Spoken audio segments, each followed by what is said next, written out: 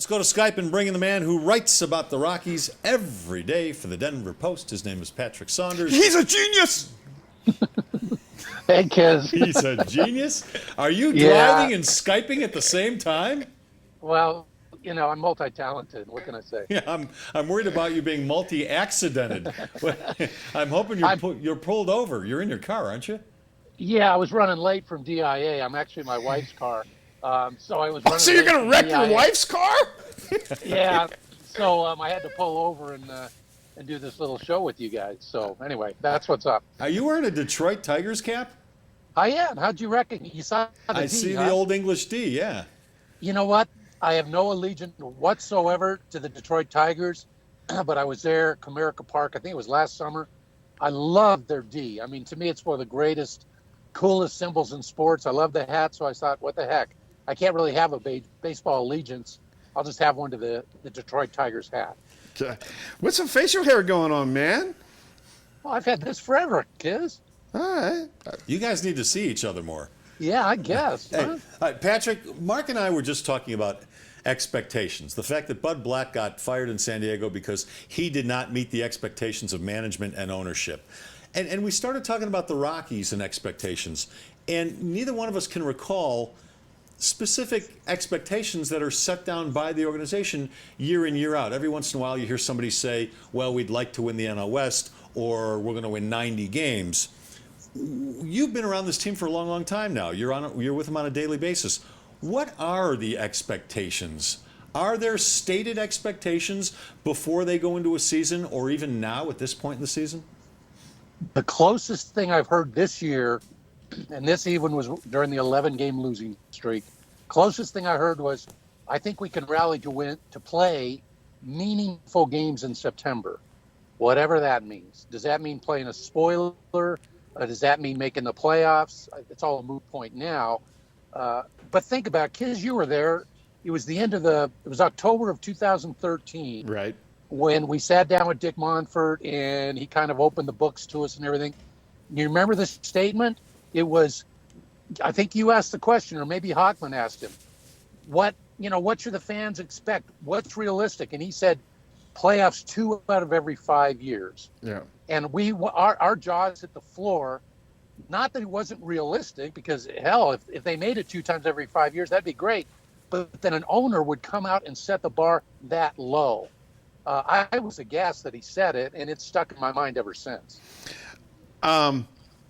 Well, forget the playoffs this year. Is the June swoon in full effect? I mean, did you go to Houston and bury him? Yeah, I really did. I had a feeling after they lost that game to the Cardinals, I thought that would really kill their momentum. They had a chance to sweep the Cardinals. They go to Miami. They get in late. They have 4 games in a place they've never played well. And that June East Coast road trip always kills this team. And I had a feeling, and sure enough, they lost 4 straight. They scored the fewest runs against the Marlins a team has ever scored in a 4-game home series. Then they come and they stink it up in Houston, another place where they never play well. I could just see this coming. And, boy, it was just – this is the Rockies. This is what they do. So – I know you talked to Cargo. That was an ominous so. What's the look on the face of Cargo and Tulo, the 2 players I care the most about during the last 3 or 4 games? It's interesting, because this. Cargo, or at least with us, with the media, he's a lot more honest than Tulo is, at least on the record. He's a lot more Cargo, open, for sure. He is. That's a good way to put it. He wears his heart on his sleeve a little more. He's the one who says things could get ugly. He's the one who says, essentially, we stink right now. Tulo has kind of gone over a facelift, if you will, on the PR side ever since all the trade talk came down. He's playing it real close to the vest these days. He sounds like a company man. I'm not saying he is, but he sounds a lot more like a company man. I'll tell you what, the guy you want to talk to on this team right now to get a true feel of it, a true pulse of this team, in my mind, is Nolan Arenado, because he lives and breathes and loves the game so much. He hates losing.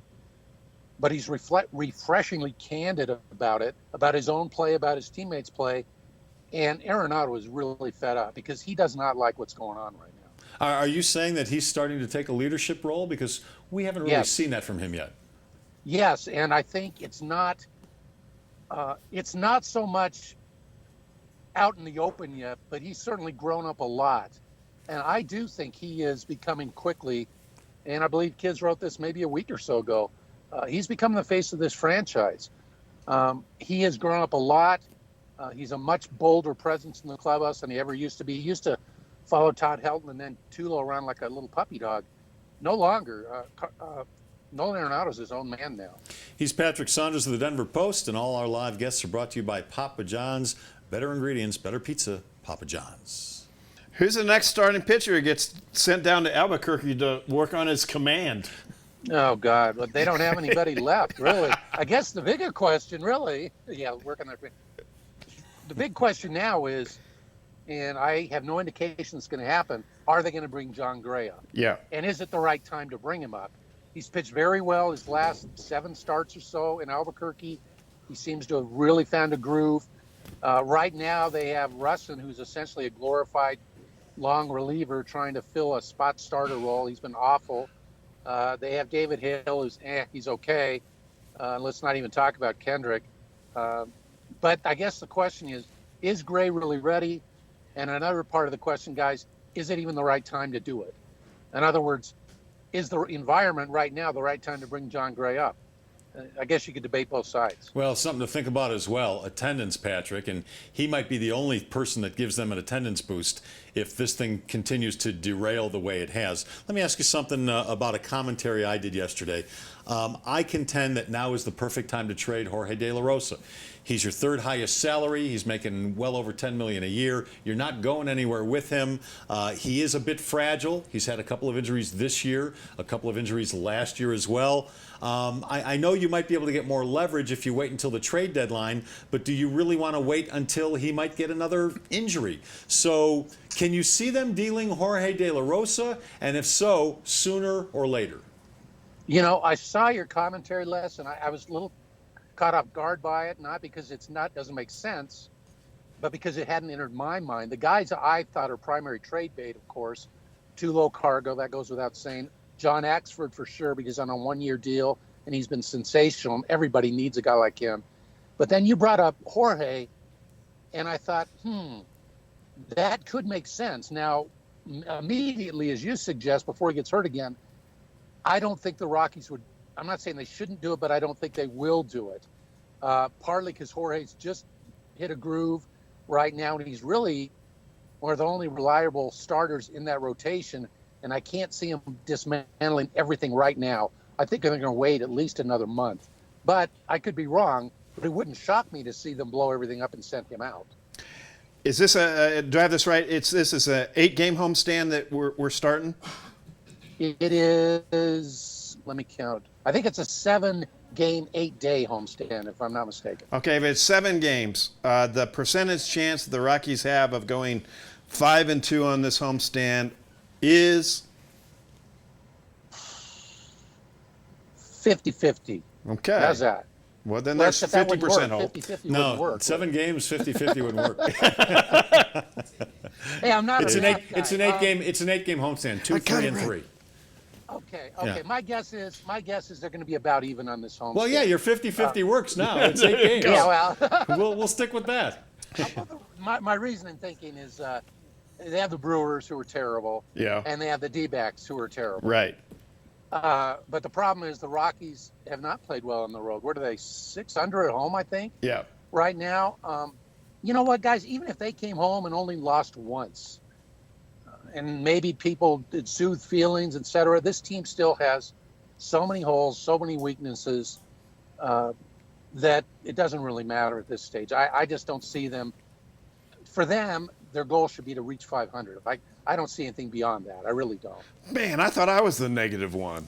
Well, I'm sorry. I've been around this team for a long road trip, so I'm kind of bleary-eyed and tired. Well, Patrick, the good news is only 3.5 months left in the season. Oh, man, that's not right. Thanks for joining the show, and now you can keep driving, okay? Okay, guys. All Thank right, you. Patrick Saunders of the Denver Post. All live guests brought to you by Papa John's, the official sponsor of the Colorado Rockies. And the day after every Rockies win, you get 50% off your regular menu price online order at papajohns.com. It's got to be an online order, papajohns.com, and you have to use the promo code ROXWIN, ROXWIN.